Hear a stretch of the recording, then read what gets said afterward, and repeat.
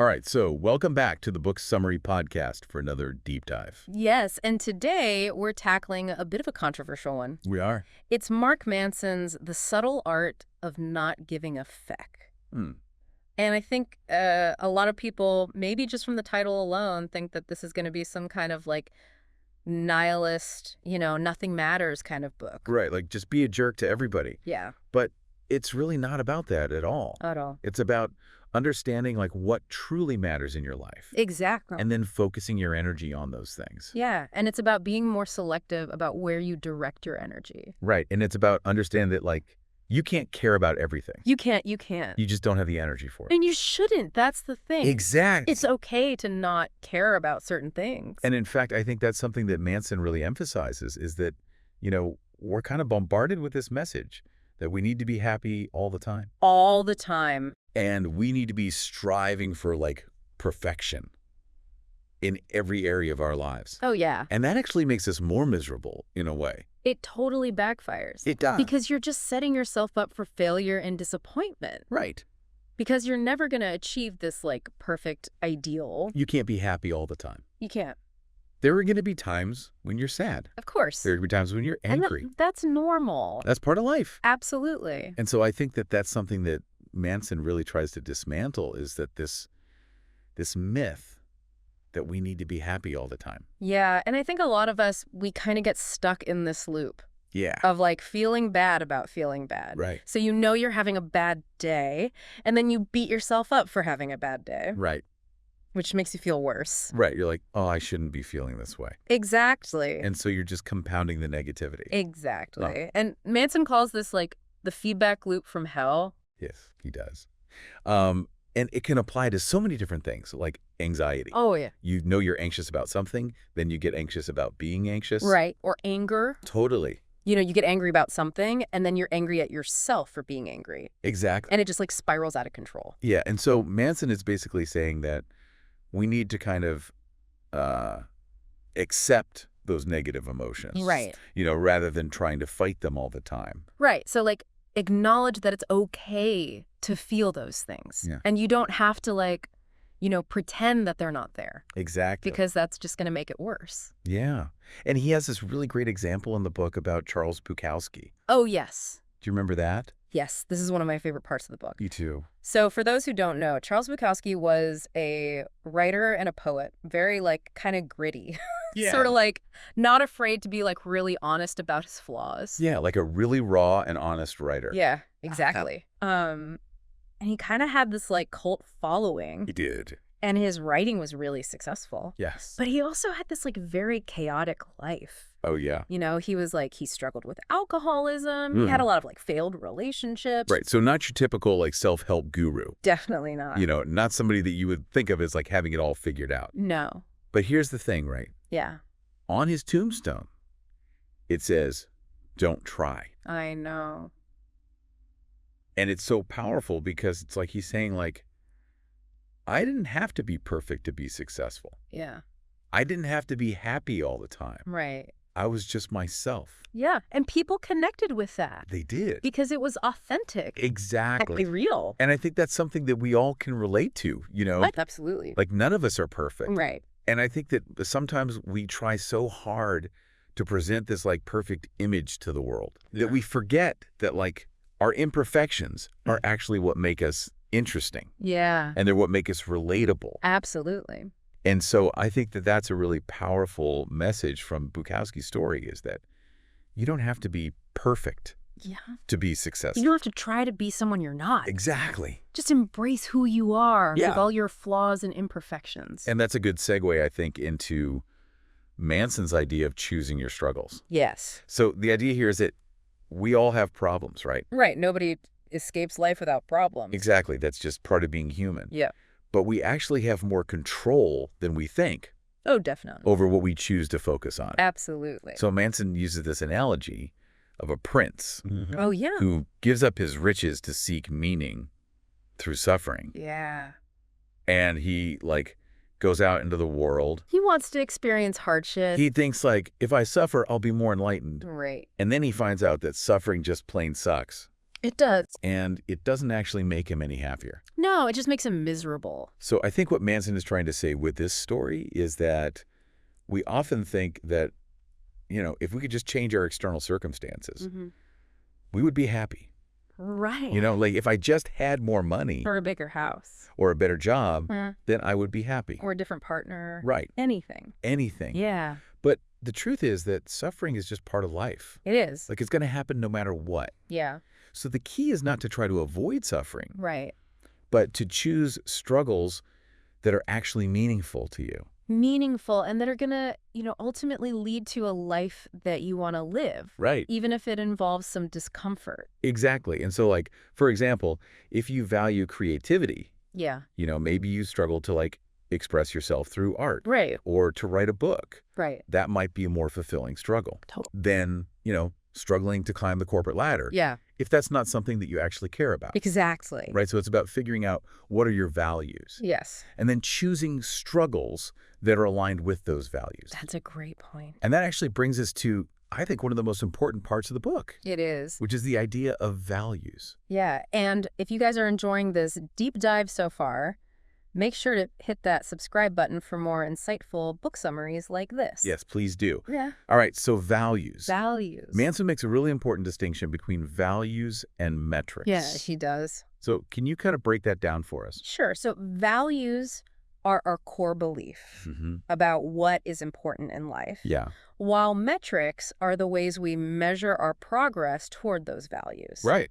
And so the problem is that a lot of times we choose metrics that are based on external validation. Right. Like, how much money do I have? Right. How many followers do I have? Right.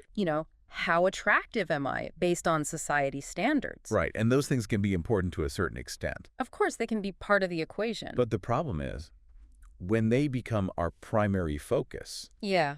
then we're setting ourselves up for, unhappiness. Exactly. Because those things are ultimately outside of our control. They are. Like we can't always control how much money we make or how many followers we have. Or how other people perceive us. Exactly. Yeah. And so Manson gives this great example in the book about this guy who was obsessed with his height. Oh, yeah, he felt short. He felt short, and he believed that that was like preventing him from finding a girlfriend. Like that was the reason why he couldn't find a partner. Right. Yeah. And so he was, constantly measuring his worth. Based on this one external factor Right. that he couldn't control. Right. And it was making him miserable. Totally. Because he was like, he felt like he was inadequate. Yeah. Because he wasn't tall enough. And it was preventing him from living a fulfilling life. Right. And so I think that's a really good example of how we can get caught up in these metrics that don't actually matter. Don't actually reflect our true values. Right. And Manson contrasts this with these really interesting stories of two musicians, Dave Mustaine and Pete Best. Yes, these are great examples. So Dave Mustaine was the original guitarist for Metallica. Right. And he was kicked out of the band. Right before they got big. Right before they got super famous. Right. And so he went on to form his own band, Megadeth, which was also successful. Right. But he spent his whole career basically comparing himself to Metallica. Yeah. And like feeling bitter and resentful. Right. Like he could never get over the fact that he had been kicked out. Exactly. And that they had become like, the biggest metal band in the world. Yeah. And so even though he achieved his own success, he was never really happy. Right. Because he was measuring his worth based on this comparison. Right. To another band. Right. And then you have Pete Best. Yeah. Who was the original drummer for the Beatles. Right. Yeah. And he was replaced by Ringo Starr. Yeah. Right before they hit it big. Yeah, it's actually a really similar story. It is a very similar story. But the outcome is so different. So different. Because Pete Best, obviously he was disappointed Of course. to be kicked out of the band. Yeah.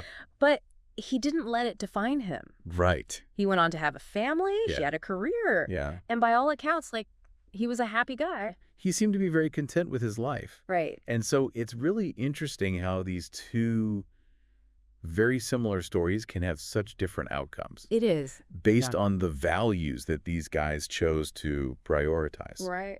So, for Dave Mustaine, his value was really like fame and recognition. Right. And being seen as like, the best. Better than Metallica. Yeah. Right. Whereas for Pete Best, his values were more about family and stability. Right. And personal happiness. Yeah. And I think that's a really powerful message. Right. Because it's like, it's not about like, what happens to you in life. Right. It's about how you choose to respond to it Exactly. and what values you choose to prioritize. Absolutely. And that's something that we all have control over. We do. Like, we can't control what happens to us, Right. but we can control how we react to it Absolutely. and what we choose to focus on. And what meaning we create from it. Exactly. Yeah, and it's so easy to get caught up in blaming other people for our problems. Oh, yeah. Or feeling like we're a victim of our circumstances. Right? Like, woe is me. Exactly. And, Manson actually talks about this idea of the responsibility fault fallacy. Oh, okay. What's that? So basically, he's saying that we often confuse taking responsibility with being at fault. Okay. So, like, let's say you get into a car accident, Mm-hmm. and it wasn't your fault. Okay. Someone else ran a red light. It's not your fault that the accident happened, Right. but you are still responsible for how you respond to it. Okay. I see what you mean. You can choose to wallow in anger and resentment, Right. or you can choose to focus on, recovering and moving forward. Right. So it's not about denying that you've been wrong. Right, exactly. It's about okay, this happened. Let's tap in. Now what am I going to do about it? Exactly. How am I going to move forward from here? Yeah, and he actually shares a really personal story in the book Does he? about a really bad breakup Okay. where his girlfriend cheated on him. Ooh, ouch. Yeah, and so obviously, he was really hurt and angry, Yeah. but he realized that holding on to that resentment Right. and blaming her for everything Yeah. was actually preventing him from moving on Wow. and from finding happiness again. That's a really good point. So he made a conscious decision to take responsibility for his own emotions, even though he wasn't at fault for what happened. Right. And that allowed him to heal and to move forward. And it's interesting because I think sometimes we can get so caught up in being right Totally. that we forget that sometimes being right doesn't actually make us happy. It doesn't. You can be right about something, Yeah. but if it's causing you a lot of pain and suffering, Yeah. it's not really worth it. You're not winning, You're not. even if you're technically right. Exactly. And I think that's a really important distinction that Manson makes. It is, and I think it's something that a lot of us could probably benefit from thinking about. Definitely. And, it's interesting because I think, especially in today's world, Oh, yeah. with social media Social media. and the 24-hour news cycle, Mm-hmm. there's this kind of culture of outrage Yes. where it's almost like people are competing to see who's been wronged the most. It's victimhood chic, as Manson calls it. It's almost trendy to be offended by everything. Right. It's like, who can be the most outraged? Yeah, and I think that there's a place for righteous anger. Oh, absolutely. There are things that we should be outraged about. Absolutely. Injustice and inequality and all of those things. Yeah, but I think that it's important to be discerning Yes. about what we choose to give our energy to. Right. Because you can't be outraged by everything. You can't, you'll just be exhausted. You will be. You'll be burnt out. And you won't be able to focus on the things that really matter. Exactly. And I think that's kind of what Manson is getting at with this idea of not giving a feck. Right. It's not about being apathetic Right. or ignoring injustice. It's not about not caring about anything. Exactly. It's about being selective Right. with your battles. Choosing what you're going to get outraged about. Exactly. Yeah. Okay, that makes sense. And it kind of goes hand in hand with this other idea that he talks about, which is the tyranny of exceptionalism. Ooh. Okay, I like that. The tyranny of exceptionalism. What's that about? So it's this idea that we're all supposed to be extraordinary. Mm-hmm. We're all supposed to achieve incredible things, be superstars, be the next Elon Musk. Right. Be the next Beyonce. Exactly. Right. And so we're constantly bombarded with these images of exceptional people Right. on social media, in the news, Yeah. Everywhere you look. everywhere. You see these people who are seemingly living these perfect lives. And it makes the rest of us feel like we're not good enough. Exactly. Right. If we're not curing cancer or starting a billion-dollar company. Or traveling the world and taking amazing Instagram pictures. Yeah. Then we're somehow failing at life. Right. And so Manson is basically saying that this is a really toxic mindset It is. because it sets us up for constant comparison. Right. And it makes us feel like we're never enough. Right. And he argues that we need to kind of embrace averageness. Embrace the ordinary. Yeah, which I think is a really radical idea in today's world. It is. Because we're so obsessed with being exceptional. Yeah, but you know what? What? It can be really liberating I can see that. to just let go of that pressure. Right. To be extraordinary. Yeah, to just like be okay with being normal. To be content with living a simple life. Yeah, and to find joy in the everyday things. Exactly. You know, and I think that's something that we often forget We do. in our pursuit of like greatness. Yeah, and so, it's not about like giving up on your dreams or anything like that. Right. It's just about, recognizing that you don't have to be exceptional to be happy. To be worthy. To be worthy, exactly. Yeah. And, I think that kind of ties into this idea of setting boundaries. Right, which is another big theme in the book. Huge. Yeah. And I think it's something that a lot of people struggle with. Oh, big time. Yeah, because it's hard to say no. It is, especially to people we care about. Right, but Manson argues that it's actually essential It is. for healthy relationships. Absolutely, for any kind of relationship. Right. Romantic relationships, friendships, family relationships. Yeah, all of them. Work relationships. Yeah. You got to have boundaries. And, he uses this really interesting example in the book Oh, yeah. of Romeo and Juliet. Romeo and Juliet. Wow. Okay, that's a classic. Yeah, and so, obviously it's a tragic love story. Super tragic. But he argues that it's actually a really good example of what happens Oh, okay. when you don't have healthy boundaries. Interesting. Right, because Romeo and Juliet, they were so, like, consumed with their love for each other Oh, yeah. Head over heels. that they basically gave up everything else in their lives, Their families. their friends. Their responsibilities. Right, and ultimately it led to their deaths. It did. Right, so it's like he's saying that, healthy love Mm-hmm. Mm-hmm. should not require you to sacrifice your entire identity or your values. Of your well-being. Exactly. And so, he talks about the importance of knowing where your responsibility ends Mm-hmm. and your partner's begins. Right. Right. And so, like, if you're constantly trying to fix your partner's problems Yeah. or you're letting them walk all over you, Right. that's not a healthy relationship. It's not. It's codependent. Exactly. No. And so, I think that that's something that's really important to remember is that, healthy relationships Mm-hmm. are based on mutual respect Yes. and trust Absolutely. and boundaries. Yes. All three. And so it's okay to say no You have to say no sometime. to your partner, Yeah. to your friends. To your family. Yeah. If it's something that is not aligned with your values. Right. Or if it's something that's going to, negatively impact your well-being. Exactly. And, he also talks about the different roles that people play in relationships. Like, the victim, Mm-hmm. the savior, the cheater. Yeah. And he argues that all of these roles Yeah. are ultimately unhealthy They are. because they're based on a lack of responsibility. Yeah. And a lack of boundaries. Right. You're not taking responsibility for your own happiness. Right. You're putting that on someone else. Yeah. And you're not setting clear boundaries. Right. So, like, the victim is always blaming other people Right. for their problems. Woe is me. Everybody's out to get me. Right. And the savior's always trying to fix other people. Not to rescue people who Yes. don't want to be rescued. Right. And the cheater's always looking for something outside of themselves Yeah. to fulfill them. You make them happy, Right. but it never works.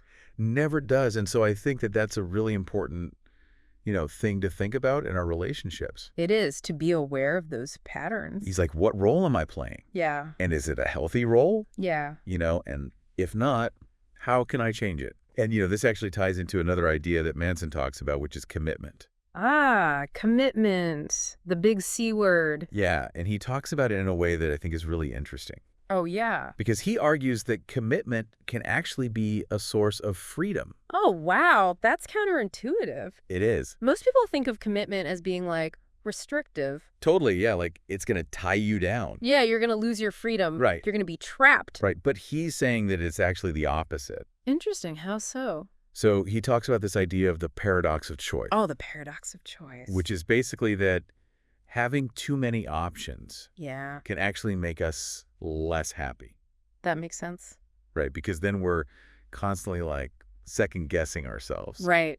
and we're worried about making the wrong decision. The fear of missing out, FOMO. Exactly. Yeah, so you're never really fully satisfied. You're never present. Yeah, you're always wondering if there's something better out there. Right, and so he argues that by committing to something, Mm-hmm. whether it's a person Yeah. or a career path. Or a creative pursuit, Right. or a hobby, anything. Anything. Yeah. We actually free ourselves Oh, how from that constant need for more, I see. right? Because we're no longer like searching for the next best thing. We're Yeah. like, okay, I've made a decision. Yeah. And I'm going to stick with it. You're going to go all in. And I'm going to find a way to make it work. I'm going to find the joy in this. Exactly. And so I think that that's a really powerful idea, It is. because it's like, it's not about like limiting your options. Mm-hmm. It's about choosing a direction Yes. and then, focusing your energy on that You're direction. committing to that path Right. and seeing where it leads you. Yeah. And trusting that you'll find happiness along the way. Exactly. And, I think this whole conversation really kind of leads up to like one of the most profound Mm-hmm. themes in the book, which is death. Death. Yeah. And it might seem like a strange topic to talk about in a self-help book, It does. but Manson approaches it in a way that's actually really beautiful. Oh, okay. I'm curious. Yeah. So he talks about how, we all have this fear of death. We do. It's like a universal human experience. Yeah, it's one of the few things that unites us all. Right. The inevitability of death.